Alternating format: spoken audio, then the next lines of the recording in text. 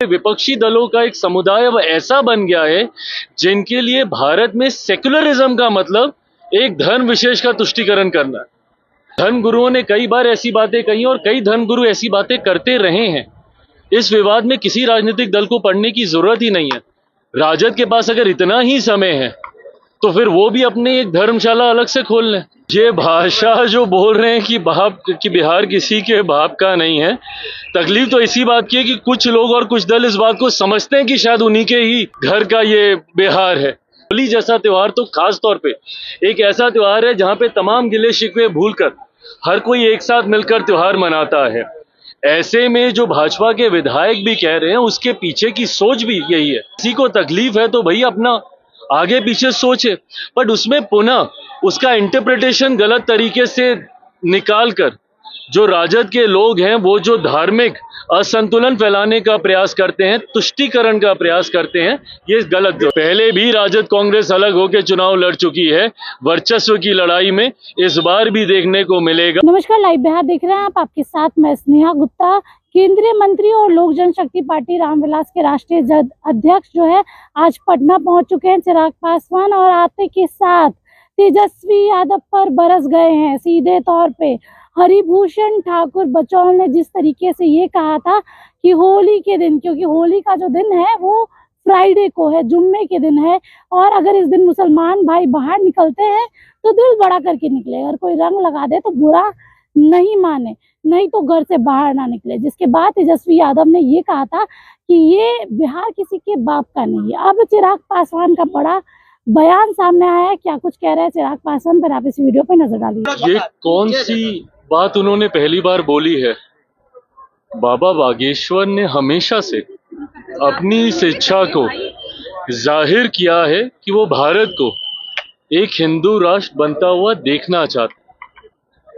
जो लोग उनसे सहमत हैं वो उनके कार्यक्रमों में जाते हैं, उनमें आस्था रखते हैं, उनकी बातों को, उनके प्रवचन को सुनते हैं, और एक बहुत बड़ी देश की आबादी है जो उनकी बातों से सहमत होती है।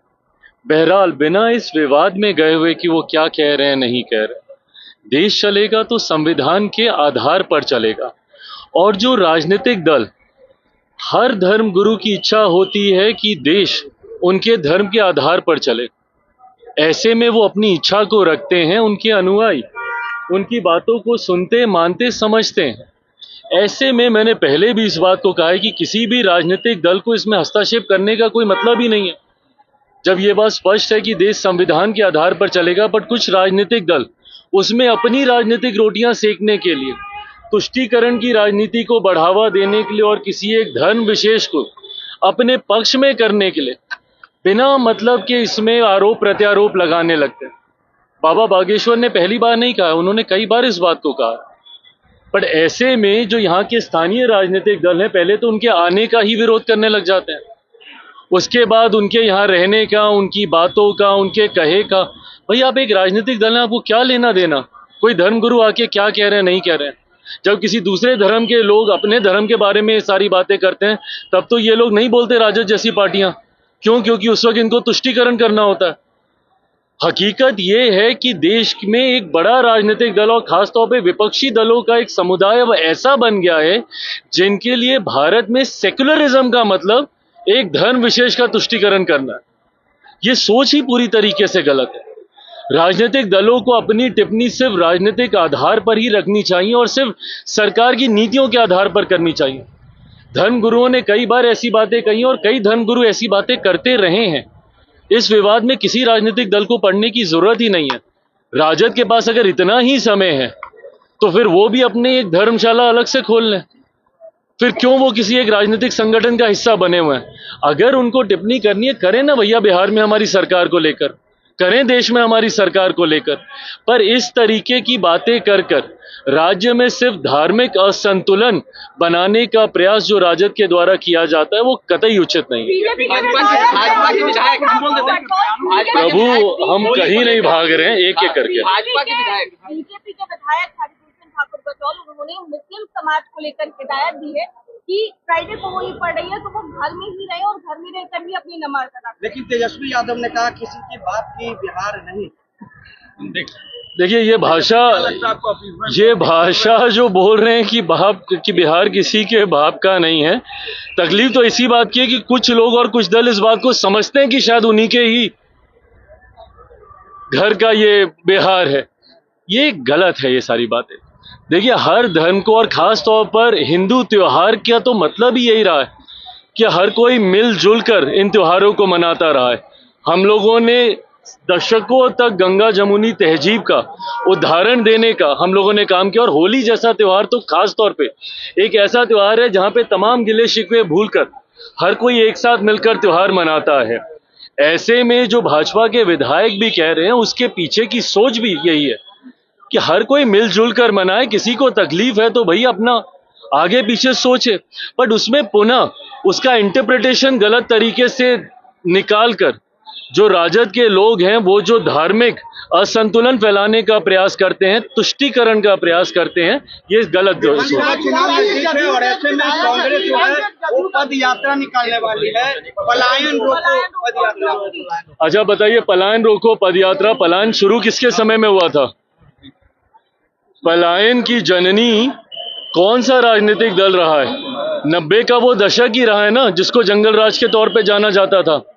जब वो पलायन का जिक्र करते हैं, पलायन रोको की बात करते हैं, भाई हमारे मुख्यमंत्री ने तो कहा कि उनका सपना है और वो चाहते हैं कि बिहार से न सिर्फ पलायन रुके बल्कि जो लोग पलायन कर कर गए हैं वो वापस अपने राज्य में आए। बिहारी फर्स्ट के माध्यम से मैं ये कहता हूं कि एक दिन हम लोग को ऐसे विकसित बिहार का निर्माण करना है और करना ही होगा, और ये होगा ही जब ना सिर्फ बिहार से पलायन रुकेगा बल्कि जो लोग पलायन कर कर गए हैं वो अपने राज्य में वापस आएंगे। पर ये टिप्पणी कांग्रेस किसके प्रति कर रही है? राजद के प्रति ही कर रही है ना, जिनके समय में सबसे ज्यादा पलायन हुआ था। आज मैं भी देश के कोने कोने में जाता हूं, वहां पर जब बिहारी मिलते हैं वो मजबूर हुए हैं बिहार को छोड़कर दूसरे राज्यों में जाने के लिए।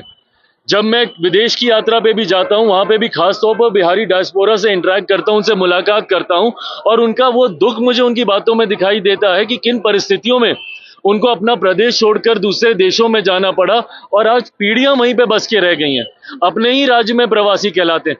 तो जब कांग्रेस ये बात कहती है तो सीधा निशाना कहीं ना कहीं ये राजद पर ही है, और इस बात को मैं कई बार कह चुका हूं, पुनः दोहराता हूं कि ये महागठबंधन का जो स्वरूप चुनाव से पहले अभी दिख रहा है, संभवतः ये स्वरूप चुनाव में हम लोगों को देखने को नहीं मिलेगा।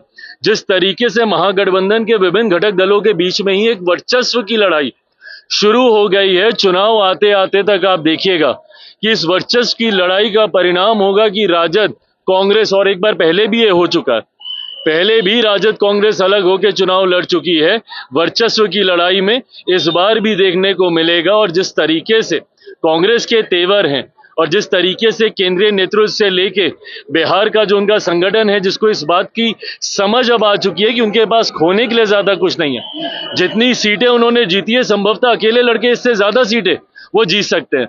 तो ऐसे में कांग्रेस और राजद एक साथ मिलकर चुनाव लड़ेंगे। मुझे ऐसा नहीं लगता चुनाव आते आते तक महागठबंधन पूरी तरीके से खंडित हो जाएगा। प्राइम मिनिस्टर मोदी आज मॉरिशस के दौरे पर है, बिहारी स्टाइल में उनका वहाँ वेलकम हुआ है। ऐसा बिहारी आप कैसे देखते हैं उनके इस पल को? खुशी होती है जब दूसरे देशों में बिहारी स्वरूप में हमारे देश के मेरे प्रधानमंत्री आदरणीय नरेंद्र मोदी जी का जब स्वागत होता है। मॉरिशस एक ऐसा देश है जहां पे बड़ी आबादी बिहारियों की है, और ऐसे में जब हम लोगों की परंपरा से उनका स्वागत वहां पे किया जाता है, प्रधानमंत्री जी वहां के एक राष्ट्रीय कार्यक्रम में बतौर मुख्य अतिथि के तौर पर वहां पर सम्मिलित होने गए हैं, और मैं मानता हूं कि हम सब के लिए, देशवासियों के लिए और खास तौर पर बिहारियों के लिए ये गर्व का क्षण है। औरंगजेब मामले को लेकर क्या कहेंगे? कई विधायक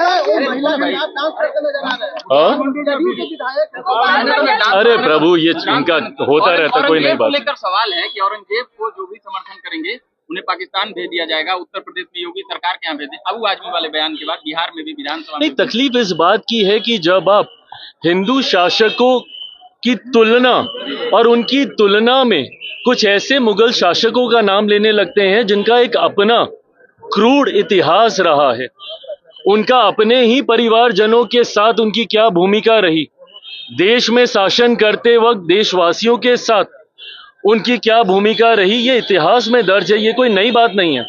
पर ऐसे में हिंदू शासकों के सामने तुलना करते हुए जब आप उनको ऊंचा दिखाने की सोच रखते हैं तो ये तुलना ही गलत है। हर किसी का शासनकाल एक अलग परिप्रेक्ष्य में रहा है, सही गलत डिबेटेबल हो सकता है, पर जब आप हिंदू शासकों से उनकी तुलना करके उनको बेहतर बताने का जब आप प्रयास करते हैं और पुनः तुष्टीकरण की राजनीति की सोच के साथ एक धर्म विशेष को आप खुश करने का प्रयास करते हैं, इसके मैं विरोध में हूं। तो सुना आपने सीधे तौर पे उन्होंने क्या कुछ कहा, और कहा कि अगर हरिभूषण ठाकुर बचौल के पिता का ये बिहार नहीं है तो आपके पिता का भी नहीं है, और इसको लेकर कितनी ज्यादा सियासत होगी ये भी देखना लाजमी रहेगा। महागठबंधन को लेकर भी वो क्या कुछ कह रहे थे, सब कुछ आपको सुनाया। आप बने रहिए हमारे साथ, तब तक के लिए बहुत बहुत शुक्रिया।